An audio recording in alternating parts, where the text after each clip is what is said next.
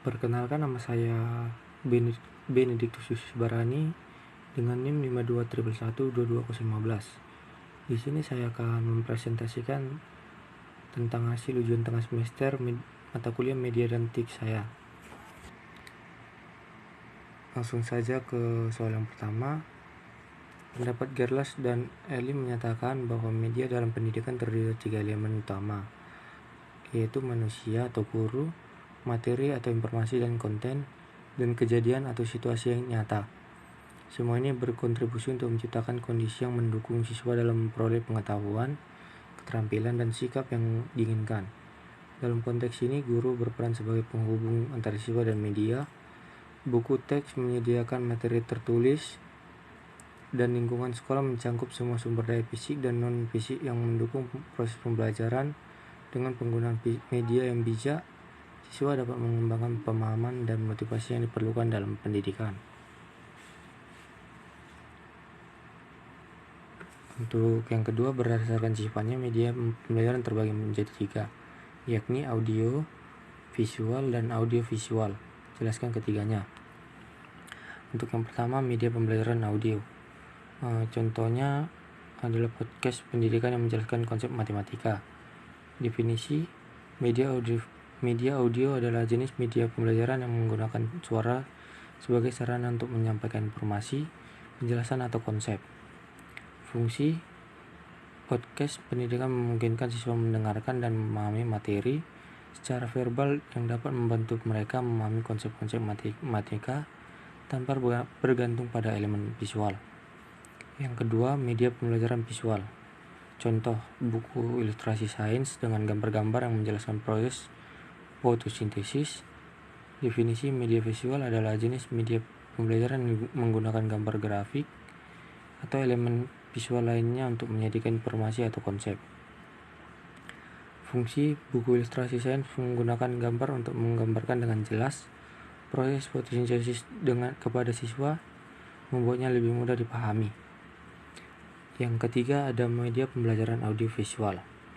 Contoh, video pembelajaran tentang sejarah dunia dengan narasi dan gambar-gambar bergerak.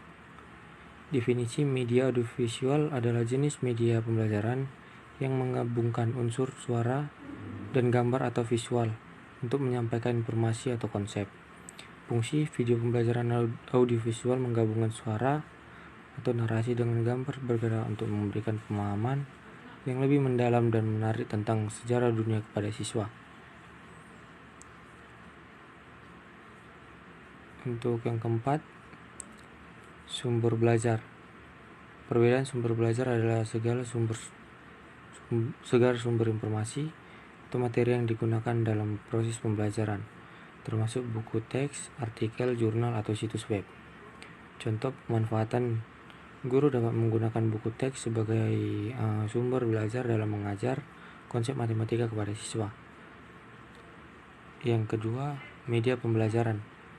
Perbedaan: media pembelajaran adalah alat atau sarana yang digunakan untuk menyampaikan informasi kepada siswa seperti proyektor, komputer, video, atau presentasi multimedia. Contoh pemanfaatan: seorang guru dapat menggunakan proyektor untuk menampilkan gambar-gambar pendukung dalam pelajaran sejarah dunia. Alat bantu. Perbedaan: alat bantu guru adalah perangkat atau instrumen yang membantu guru dalam mengajar, termasuk papan tulis, pointer, atau mikrofon. Contoh pemanfaatan: guru bisa menggunakan papan tulis interaktif untuk menulis dan menggambar konsep ilmiah dalam pelajaran biologi. Alat peraga. Perbedaan: alat peraga adalah objek fisik atau model yang digunakan untuk menjelaskan atau memvisualisasikan konsep kepada siswa seperti model matematika, globe, atau alat peraga kimia. Contoh pemanfaatan: dalam pelajaran geografi, guru dapat menggunakan globe dunia untuk mengajarkan tentang rotasi bumi dan letak geografis negara-negara.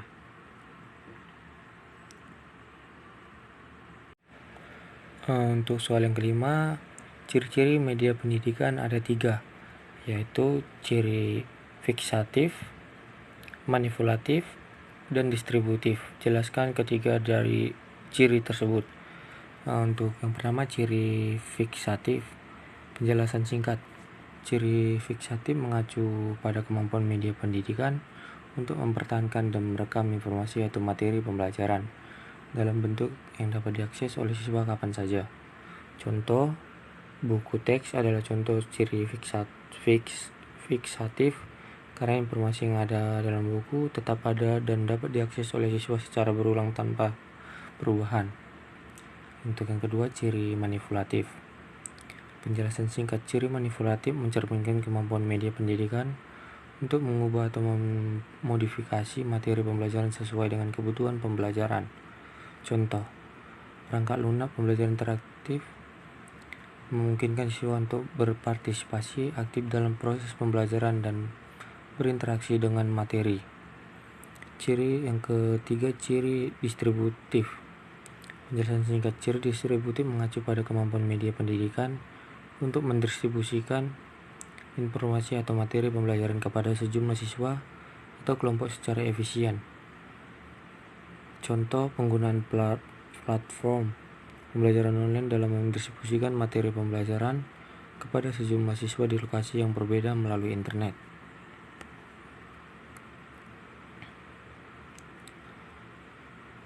Untuk soal yang keenam, jelaskan fungsi utama media menurut pendapat Azhar Arsyad. Fungsi utama media menurut Azhar Arsyad adalah sebagai alat untuk mengakomodasi berbagai gaya belajar siswa, memfasilitasi pemahaman materi, dan meningkatkan motivasi serta partisipasi siswa dalam proses pembelajaran.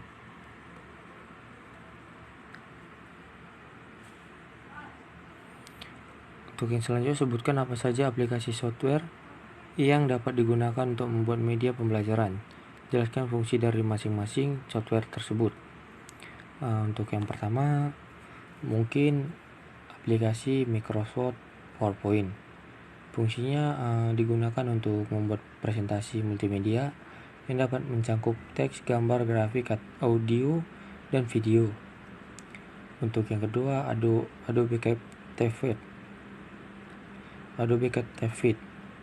Fungsi Adobe Captivate adalah perangkat lunak e-learning yang memungkinkan pembuatan modul pembelajaran interaktif, simulasi, dan skenario. Yang ketiga, Articulate Storyline. Fungsi Articulate Storyline adalah alat pengembangan e-learning yang memungkinkan pembuatan kursus online dengan elemen interaktif seperti ujian dan permainan. Untuk yang keempat, Adobe Photoshop. Fungsi Adobe Photoshop digunakan untuk mengedit dan memanipulasi gambar dan grafik. Yang kelima adalah Canva. Fungsi Canva sendiri adalah untuk mendesain grafik yang memungkinkan pembuatan materi pembelajaran yang menarik, seperti poster, infografis, dan materi visual lainnya. Mungkin sekian hasil presentasi dari saya. Untuk partisipasinya saya ucapkan terima kasih.